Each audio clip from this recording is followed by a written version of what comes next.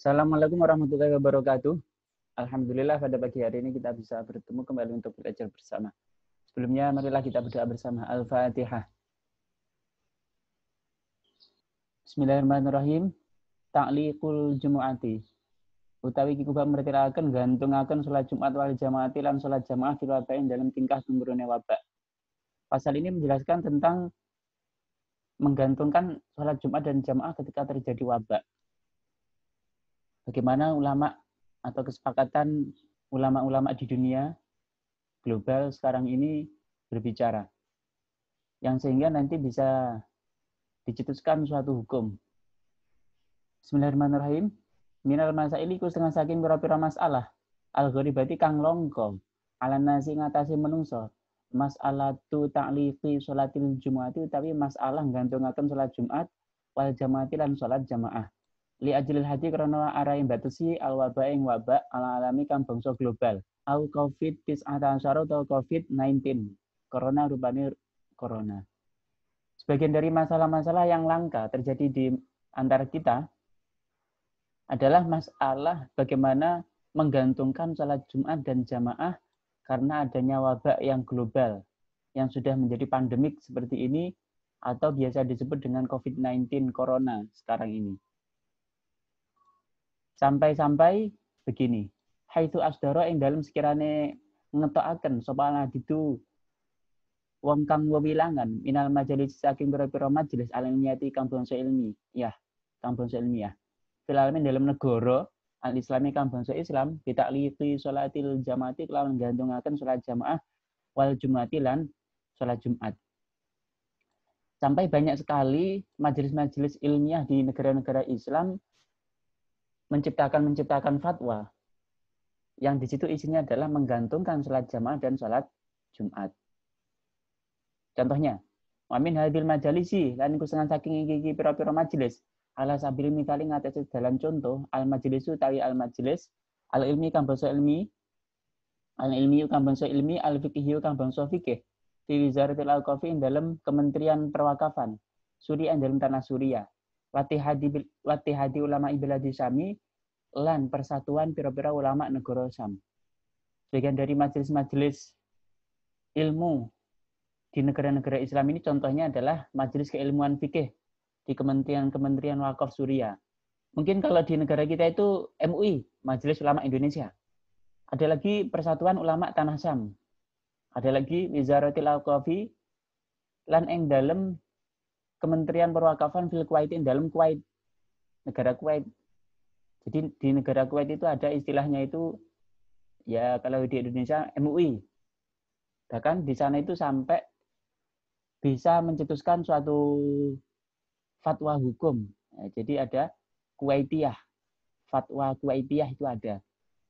Al-hayati lan ing dalam tingkah alamati kang umum lil qafi keduene pira-pira ya wakaf al-libyati kang bangsa Libya atau ing dalam tanah Libya.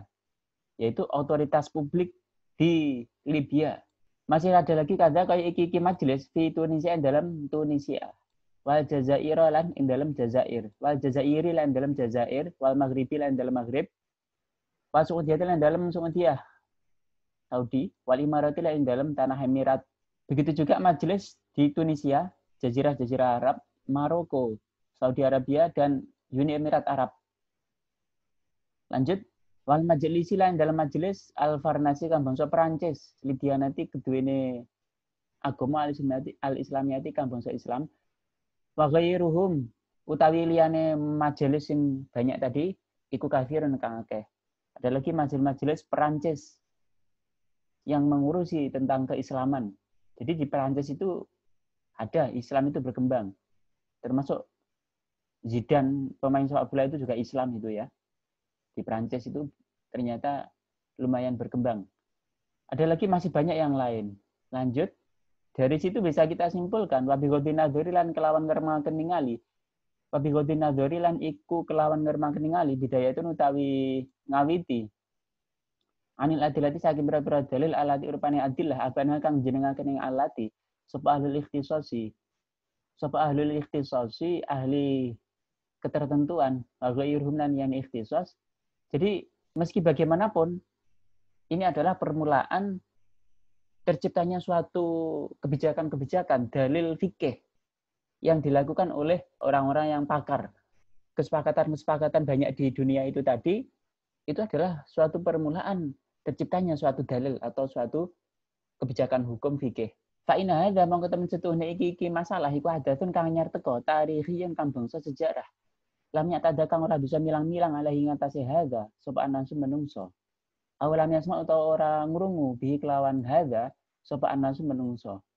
Permasalahan ini sebenarnya adalah permasalahan sejarah. Secara umum, wabak sudah pernah terjadi di negara Islam. Di Saudi, di Tanah Syam itu sudah pernah kita bahas kemarin. Yang mana seseorang itu juga tidak bisa menyangka atau belum pernah mendengar masalah seperti ini. Nah, ini masalah-masalah sejarah itu berbeda-beda. Dulu seperti ini, sekarang seperti ini. Yang sehingga di sini wahwa utawi hadza hadatsun perkara yang baru datang ini biumumi kelawan umume hadza iku ya dulu nudahaken apa hadza ala yusul Islam ing atase gampangnya agama Islam. Wa ana adami jitima ilmati lan ing atase ora anane kumpule umat al-islamati kang bangsa Islam ala dolalati ing atase sasar. Jadi secara umum permasalahan ini itu menunjukkan bahwasanya agama Islam itu mudah. Agama Islam itu mudah. Dan ketika di situ ada perkumpulan kesepakatan yang mungkin secara tidak langsung antara dunia global sekarang ini, itu menunjukkan bahwasanya umat Islam itu tidak berkumpul untuk mencetuskan suatu kesesatan. Maksudnya apa? Ini berpijak dari hadisnya Rasulullah bahwasanya lam tajtami ummati ala dhalalah. Bahwasanya umatku itu tidak berkumpul menciptakan suatu kesepakatan atas kesesatan. Intinya secara simpel, kalau umatku itu berkumpul bermusyawarah mencetuskan suatu kesepakatan, itu insya Allah kesepakatan yang benar. Nah, termasuk seperti ini. Sholat Jumat dan jamaah itu para ulama-ulama di dunia itu mencetuskan seperti ini. Mungkin ada kemudahan. Ya, ini menurut usul fikih ini adalah suatu ijma. Wa aqulu lan dawu sapa insun fi dalam hadza ing dawu rubama qad dakhala. Terkadang teman-teman mancing apa hadza, suatu yang perkara yang baru datang tadi. Fil ijma' yang dalam sepakat asuku tiga bangsa meneng. Jadi di istilah fikih, usul fikih itu ada istilah ijma' sukuti dalam istinbat, dalam pencetusan suatu dalil. Ini berbicaranya masalah hukum. Nah, permasalahan yang sudah terjadi tadi, kesepakatan para ulama dunia yang tidak secara langsung, itu bisa dikategorikan dalam ijma' sukuti. Yaitu kesepakatan ulama, tapi secara sukuti, diam-diam. Bukan ijma' yang langsung, secara langsung itu bukan. Nah, itu bisa dijadikan suatu putusan hukum nanti dalam fikih. Alladzi rupane ijma' sukuti wa kang utawi ijma' sukuti iku hujatun bisa dadi hujjah, bisa dadi dalil indal Hanafiyah dalam mungkin ulama Hanafiyah wal Malikiyah lan ulama Malikiyah Ahmad lan Imam Ahmad bi khilafi Syafi'iyati kelawan bedani ulama Syafi'iyah. Yang mana ijma' sukuti ini bisa dijadikan hujjah menurut ulama Hanafi, Malikiyah dan Ahmad. Istilahnya menurut jumhurul ulama itu bisa. Kecuali Imam Syafi'i tidak bisa memberlakukan ijma' sukuti itu menjadi hujjah.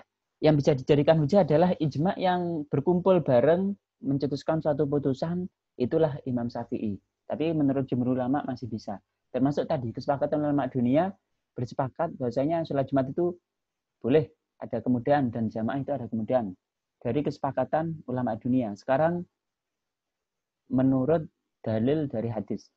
Wa minal adillati lan kusengan saking biro dalil alati rupane dalil bunyat kang den jenengaken ala yang antase dalil apa fatwa fatwa. Bagian dari dalil yang bisa digunakan untuk fatwa, ma utawi hadis dia akan teka apa ma Ibnu Abbasin saking Imam Ibnu Abbas rupane hadis qala. Qala dawuh sapa Imam Ibnu Abbas ing dawuh qala. Qala dawuh sapa Rasulullah sallallahu alaihi wasallam ing dawuh man.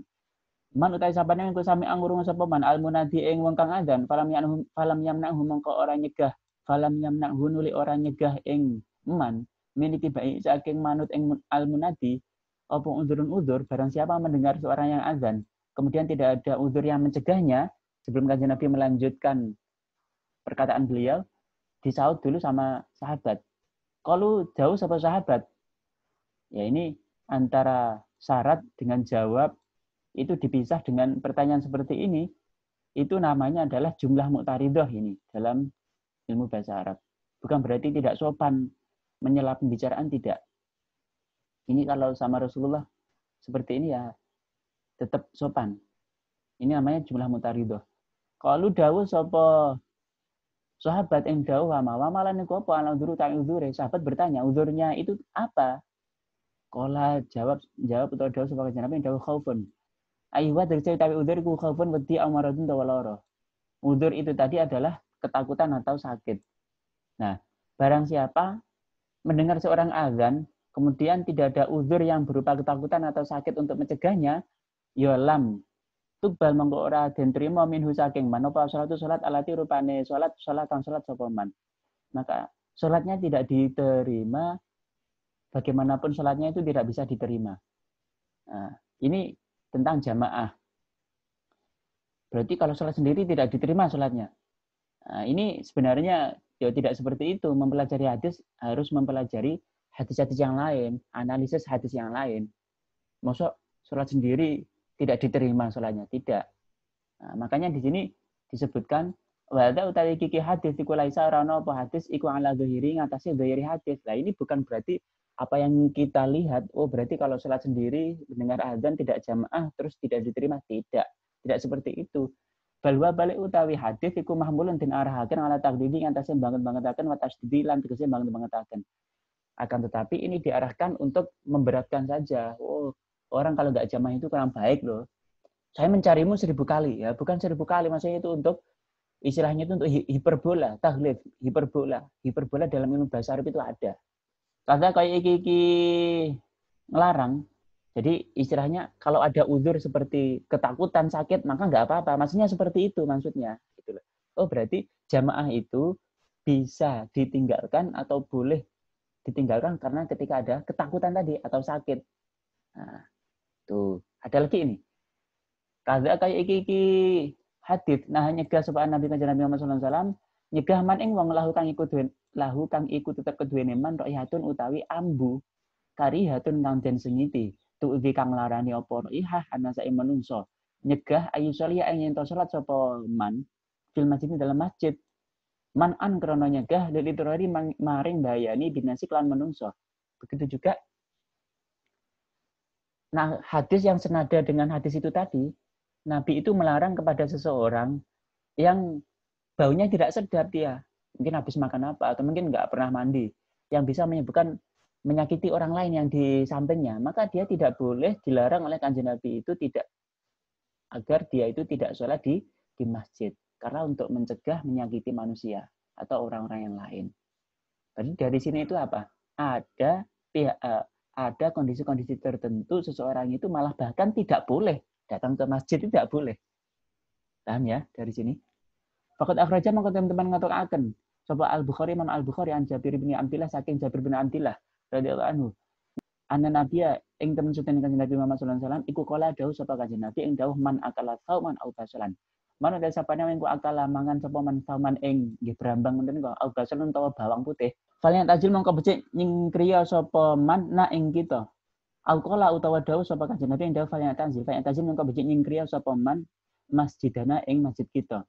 Barang siapa makan semacam bawang atau brambang itu ya, maka lebih baik orang tersebut itu menyingkrih dari kita.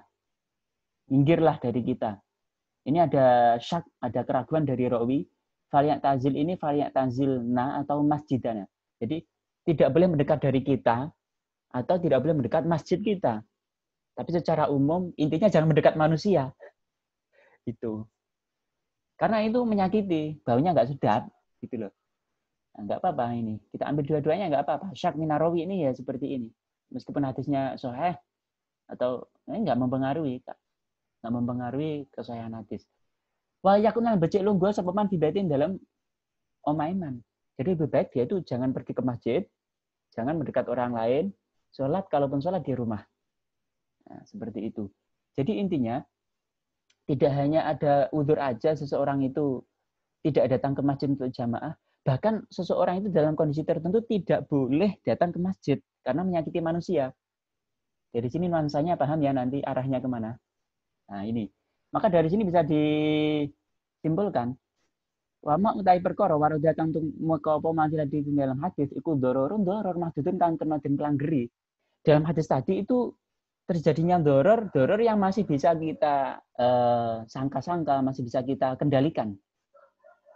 Yang mana sarana kelawan luwih kelawan luwih cepet ma kang endi-endine cepet ya zulu kang tumeka ya zulu kang bisa ilang apa ma ini gima waroda ini doror bil fardhi sebab rampung minang salati saking sholat.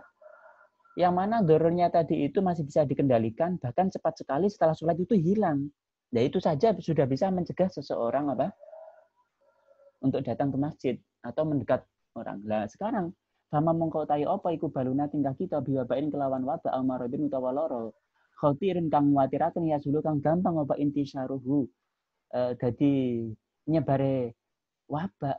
Nah, ini wayata sababulan bisa jadi sebab apa wabak fihudutin ing dalam perkara kang anyar teko karifatin kang bencana kotak rujuk kang tumeka apa hudutin kariha an hadis saitorati saking batas nguasani alaiha ing ngatasi hudutin karifah. Lah apalagi sekarang tentang penyakit yang mudah menyebar ini yang mengkhawatirkan, bahkan bisa menyebabkan bencana-bencana yang keluar dari kendali kita.